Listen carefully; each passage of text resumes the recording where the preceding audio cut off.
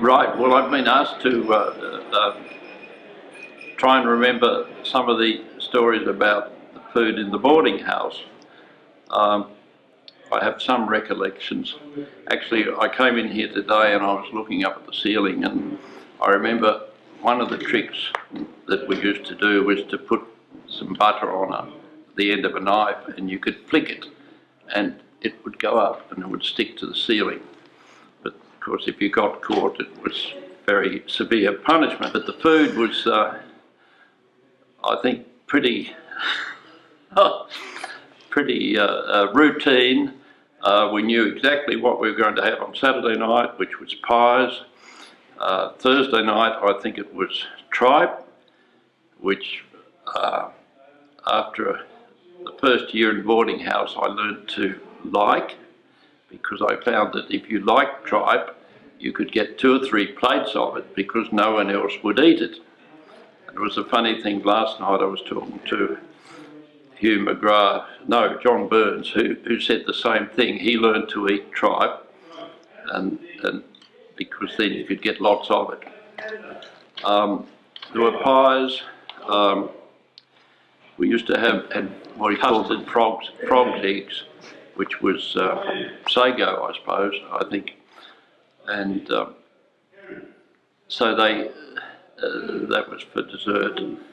And there was the custard used to come in, and there was a thing known as pearl ash, and I could never quite work out what pearl ash was until I learnt that Pearl, who worked in the kitchen, used to stir the custard with a cigarette hanging over the custard.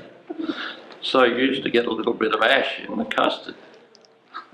That was known as pearl ash custard. Another recollection was my first year in the boarding house.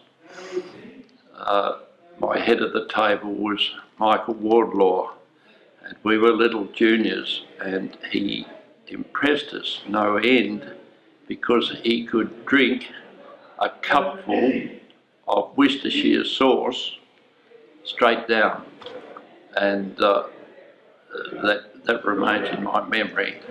I mean, whether it was a full cup, I don't know. Maybe half a cup, but Worcestershire sauce to us was something you couldn't tolerate.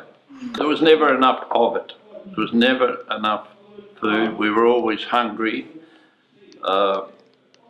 Some of us were lucky enough to have parents that brought us the odd cake.